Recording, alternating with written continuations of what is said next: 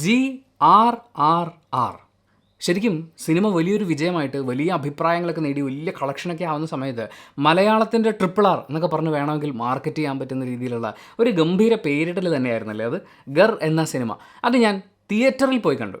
അതെടുത്ത് പറയാൻ കാരണം തിയേറ്റർ റേ OTT റേ.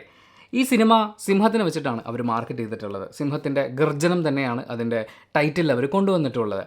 എന്തായാലും ആ സിനിമയെക്കുറിച്ച് സംസാരിക്കുന്നതിന് മുമ്പ് മൃഗങ്ങൾ കേന്ദ്ര കഥാപാത്രമായിട്ട് വരുന്നൊരു സാഹിത്യ സൃഷ്ടി ഞാൻ പരിചയപ്പെടുത്തുകയാണ്. കുക്കു FM അവൈലബിൾ ആയിട്ടുള്ള ജോർജ് ഓർവെൽ എഴുതിയ ആനിമൽ ഫാം. മൃഗങ്ങൾ ചുമ്മാ കഥാപാത്രമായിട്ട് വരുന്നു എന്നുള്ളതല്ല, മൃഗങ്ങളുടെ വിപ്ലവം എന്നൊക്കെ പറയാവുന്ന രീതിയിലുള്ള കുറേ കാര്യങ്ങൾ അതിനകത്തുണ്ട്.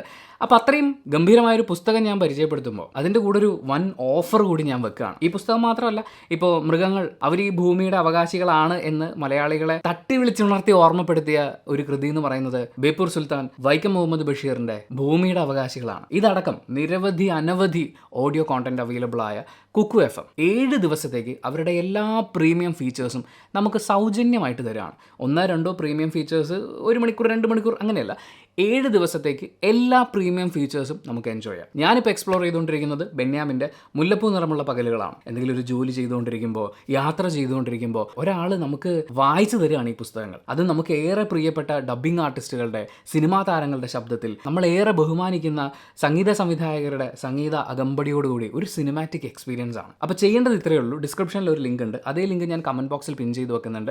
ലിങ്ക് ക്ലിക്ക് ചെയ്യുക, കുക്കു FM ഡൗൺലോഡ് ചെയ്യുക. 7 ദിവസത്തേക്ക് പ്രീമിയം ഫീച്ചേഴ്സ് എല്ലാം എൻജോയ് ചെയ്യുക. അങ്ങനെ എൻജോയ് ചെയ്ത് കഴിയുമ്പോൾ ഇതിൻ്റെ സബ്സ്ക്രിപ്ഷൻ എടുക്കാൻ തോന്നും. അങ്ങനെ തോന്നുമ്പോൾ ഉണ്ണി50 എന്ന കൂപ്പൺ കോഡ് അപ്ലൈ ചെയ്യുകയാണെങ്കിൽ 50% ഡിസ്കൗണ്ട് അവരുടെ സബ്സ്ക്രിപ്ഷൻ നിരക്കിൽ നിങ്ങൾക്ക് സ്വന്തമാക്കാൻ പറ്റും. അപ്പോൾ കുക്കു FM ഡൗൺലോഡ് ചെയ്യൂ, നന്നായി നേരം കളയൂ, മേക്ക് എവറി മിനിറ്റ് മാറ്റർ. ഇനി നമ്മൾ സിനിമയിലേക്ക് വരുമ്പോൾ ഈ സിനിമയിൽ ഉള്ളതിനെക്കുറിച്ച് പറയാം. സുരാജ് വെഞ്ഞാറമൂടുണ്ട്, കുഞ്ചാക്കോ ബോബനുണ്ട്, തുടങ്ങി വേറെയും കുറേ അഭിനേതാക്കളുണ്ട്. ഇവരെല്ലാവരും നല്ല അഭിനേതാക്കളാണല്ലോ. ശ്രുതി രാമചന്ദ്രൻ, അനഘ, പിന്നെ രമേഷ് പിഷാരടി, മഞ്ജു പിള്ള, സിബി തോമസ്, അലൻസിയർ, അങ്ങനെ ഒരുപാട് ആളുകൾ ഈ സിനിമയിലുണ്ട്. ഇടയ്ക്ക് ഇപ്പോൾ ഈ അടുത്ത കാലത്തെ സിനിമകളിലെല്ലാം കാണുന്നത് പോലെ കുറച്ച് സോഷ്യൽ മീഡിയ സ്റ്റാർസിനെ കൂടി കൃത്യമായി കയ്യടി കിട്ടുന്ന സ്ഥലങ്ങളിൽ പ്ലേസ് ചെയ്തിട്ടുണ്ട്. പിന്നെ 2-3 പാട്ടുകളുണ്ട്. വലിയ കുഴപ്പമില്ലായിരുന്നു, പക്ഷേ പ്ലേസ്മെൻറ്റ് ശരിയായില്ല എന്നെനിക്ക് തോന്നി. പിന്നെ സുരാജ് വെഞ്ഞാറമൂട്, ശ്രുതി രാമചന്ദ്രൻ ആ കോമ്പിനേഷനിൽ വർക്ക് ചെയ്യാമായിരുന്ന എന്തൊക്കെയോ സിനിമയിൽ ഉണ്ടായിരുന്നു എന്നെനിക്ക് തോന്നി. ഇനി സിനിമയിൽ ഇല്ലായിരുന്നു എന്നെനിക്ക് തോന്നിയ കാര്യങ്ങൾ പറയാം. സർക്കാർ സംവിധാനങ്ങളെ വിമർശിക്കുക എന്ന് പറയുന്നത് ഉള്ള കാര്യങ്ങളൊക്കെ തന്നെയാണല്ലോ, അപ്പോൾ അത് വിമർശിക്കേണ്ടതാണല്ലോ. പക്ഷേ ആ വിമർശനത്തിലൊന്നും ഒരു കാമ്പില്ലായിരുന്നു എന്നെനിക്ക് തോന്നി. വെറുതെ തമാശയ്ക്ക് അങ്ങോട്ടും ഇങ്ങോട്ടും 2 കൗണ്ടർ പറയുക, ഒളിച്ചോടി പോകുന്ന ഉദ്യോഗസ്ഥൻ എന്നൊക്കെ പറയുന്ന പോലത്തെ കുറച്ച് കാര്യങ്ങൾ കാണിക്കാന്നുള്ളതിനപ്പുറത്തേക്ക് കാമ്പുള്ള വിമർശനങ്ങൾ സിനിമയിൽ ഉണ്ടായിരുന്നില്ല. ജാതി പേരും വിമർശനങ്ങളും ഇതൊക്കെ അവിടെ ഇവിടെയായിട്ട് നമ്മൾ ഉയർന്ന് കേൾക്കുന്നുണ്ട്. പക്ഷേ അതിനുള്ളൊരു പ്രോപ്പർ അങ്ങനെ ഒന്നും എനിക്ക് ഫീൽ ചെയ്തില്ല. നേരത്തെ പറഞ്ഞ പോലെ കാമ്പില്ലായിരുന്നു. പിന്നെ പ്രണയിതാക്കളെ നമ്മൾ സിനിമയിൽ കാണുന്നുണ്ട്, പക്ഷേ പ്രണയം എന്ന് പറയുന്നൊരു സാധനം ആ സിനിമയിൽ എനിക്ക് ഫീൽ ചെയ്തിട്ടില്ലായിരുന്നു. പ്രത്യേകിച്ച് കുഞ്ചാക്കോ ബോബനും അനഘയും തമ്മിലുള്ള ആ 2 കഥാപാത്രങ്ങൾ തമ്മിലുള്ള ഒരു പ്രണയം, ആ ഒരു റിലേഷൻഷിപ്പൊക്കെയാണ് കാണിക്കുന്നത്. സിനിമ തുടങ്ങി അവർ നേരെ സിംഹത്തിൻ്റെ കൂട്ടിലേക്ക് കയറി. സിംഹത്തിൻ്റെ കൂട്ടിൽ നിന്ന് ഇറങ്ങിയിട്ട് പെട്ടെന്ന് ഇത് കഴിയുകയും ചെയ്തു. ക്ലൈമാക്സിൽ ഒട്ടും കൺവിൻസിങ് അല്ലാത്ത കുറേ കാര്യങ്ങൾ നമ്മൾ കാണുന്നുണ്ട്. എന്തിനോ വേണ്ടി എന്നുള്ള രീതിയിൽ അത് മുന്നോട്ട് പോകുന്നുണ്ട്. ഇനി ഈ സിനിമയിൽ ഏറ്റവും അധികം മിസ് ചെയ്ത ഒരു കാര്യമായിട്ട് എനിക്ക് ഫീൽ ചെയ്തത് സിംഹമായിരുന്നു. ഈ സിനിമയിൽ സിംഹമില്ലായിരുന്നു എന്ന് പറഞ്ഞാൽ പോലും തെറ്റില്ല. സിംഹത്തെ വിഷ്വലിൽ കാണിച്ചിട്ടില്ലേ, സിംഹത്തിൻ്റെ ഗർജനം ടൈറ്റിലില്ലേ എന്നൊക്കെ വേണമെങ്കിൽ ചോദിക്കാം. പക്ഷേ നമ്മളൊരു കോമഡി സീൻ എടുക്കുകയാണ്, വളരെ സീരിയസ് ആയിട്ടുള്ളൊരു സിറ്റുവേഷനിൽ സാഹചര്യങ്ങൾ കൊണ്ടുണ്ടാകുന്ന തമാശയൊക്കെ എടുക്കുകയാണ്. ഈ സീരിയസ്നെസ് നമുക്ക് ഫീൽ ചെയ്യാത്തടത്തോളം ഈ തമാശ നമുക്ക് ഫീൽ ചെയ്യില്ല. ഒരു കല്യാണ വീട്ടിലെ തമാശ എന്ന് പറയുന്നത് നമുക്ക് ഫീൽ ചെയ്യണമെങ്കിൽ ആ കല്യാണം എന്ന് പറയുന്ന വളരെ സീരിയസ് ആയിട്ട് നടക്കുന്നൊരു ഇവൻ്റ് ഉണ്ട്, അവിടെ വളരെ സീരിയസ് ആയി ഓടി നടക്കുന്ന ആളുകളുണ്ട്.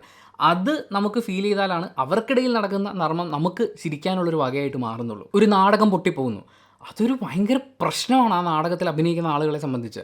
പക്ഷേ ആ പ്രശ്നത്തിനെ കൂടി ചേർത്ത് വെക്കുമ്പോഴാണ് അതിലൊരു സുഖം ഫീൽ ചെയ്യുന്നത്, അതിലൊരു തമാശ നമുക്ക് ഫീൽ ചെയ്യാൻ പറ്റുക.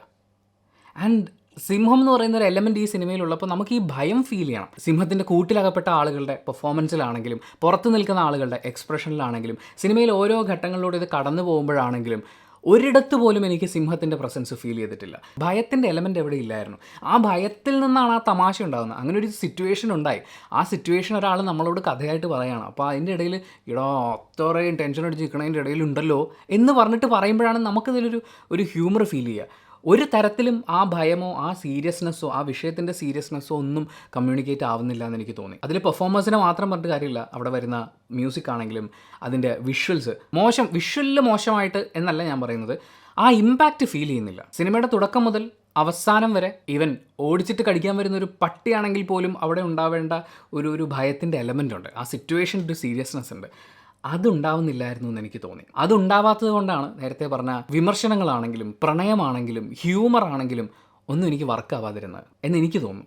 ആകെ മൊത്തം ടോട്ടൽ സിനിമ കഴിഞ്ഞ് പുറത്തേക്ക് ഇറങ്ങുമ്പോൾ സിനിമ കാണാൻ തിയേറ്ററിൽ ചെലവഴിച്ച സമയവും അതിൻ്റെ ലൈസൻസ് കിട്ടാൻ 1 മണിക്കൂർ തിയേറ്ററിൽ വെയിറ്റ് ചെയ്ത സമയവും ഒക്കെ ചേർത്ത് നോക്കുമ്പോൾ ഞാനൊരു രസമുള്ള സിനിമ കണ്ടില്ല എന്ന് എനിക്ക് തോന്നുന്നു. ആദ്യ മധ്യാന്ത പൊരുത്തങ്ങളുള്ള അല്ലെങ്കിൽ ആകർഷണീയമായ എന്തെങ്കിലും ഓഫർ ചെയ്യുന്ന ഒരു സിനിമ കണ്ടില്ല എന്നാണ് എനിക്ക് ഫീൽ ചെയ്യുന്നത്. പക്ഷേ തിയേറ്ററിൽ നിന്ന് സിനിമ കഴിഞ്ഞ് പുറത്തിറങ്ങിയ നിങ്ങൾക്ക് ഇങ്ങനൊരു അഭിപ്രായമായിരിക്കില്ല ഒരു പക്ഷേ ഉണ്ടാവുക.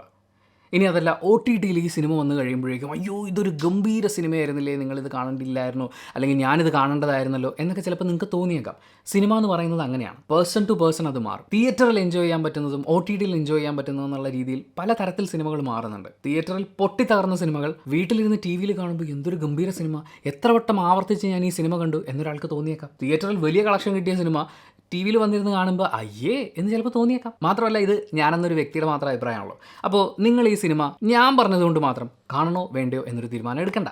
ഇതെൻ്റെ പേഴ്സണൽ ഒപ്പീനിയൻ മാത്രമാണ്. വേറെയും റിവ്യൂവേഴ്സ് ഉണ്ട്, അതുപോലെ തന്നെ ഒരുപാട് വെബ്സൈറ്റുകളുണ്ട് റിവ്യൂസ് പറയുന്ന. മുഖ്യധാര മാധ്യമങ്ങളുടെയും ഫേസ്ബുക്കിൻ്റെയും കാര്യമൊക്കെ അറിയില്ല. ഫേസ്ബുക്കിൽ പ്രധാനമായിട്ടും തീ മെസ്സേജുകളൊക്കെയാണ് ഉണ്ടാവുക. അല്ലാതെയുള്ള ഒപ്പീനിയൻസ് നോക്കുക, എന്നിട്ടൊരു തീരുമാനത്തിലേക്ക് എത്തുക. ആൻഡ് നിങ്ങൾ ഈ സിനിമ ഓൾറെഡി തിയേറ്ററിൽ കണ്ട ആളാണെങ്കിൽ നിങ്ങളുടെ അഭിപ്രായങ്ങൾ കമൻറ്റ് ബോക്സിൽ രേഖപ്പെടുത്തുക. കമൻറ്റ് ബോക്സും കൂടി വായിച്ചിട്ട് സിനിമയ്ക്ക് പോകണോ വേണ്ടിയോ തീരുമാനിക്കുന്ന ആളുകളുണ്ട്, അവർക്കതൊരു വലിയ സഹായമായിരിക്കും. അപ്പോൾ thank you so much for watching this video. ഇഷ്ടപ്പെട്ട ലൈക്ക് ചെയ്യുക, കമൻറ്റ് ചെയ്യുക, ഷെയർ ചെയ്യുക, സബ്സ്ക്രൈബ് ചെയ്യുന്ന കാര്യം പരിഗണിക്കുക.